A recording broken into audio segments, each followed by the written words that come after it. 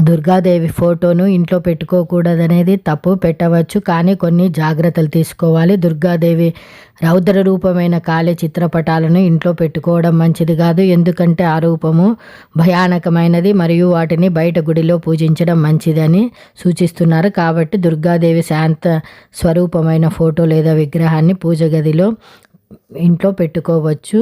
ఎందుకంటే కొన్ని ఫోటోలు ఇంట్లో పెట్టుకోకూడదంటే కాళీ వంటి చిత్రపటాలను ఇంట్లో ఉంచడం వల్ల ప్రతికూల శక్తి ఏర్పడుతుంది.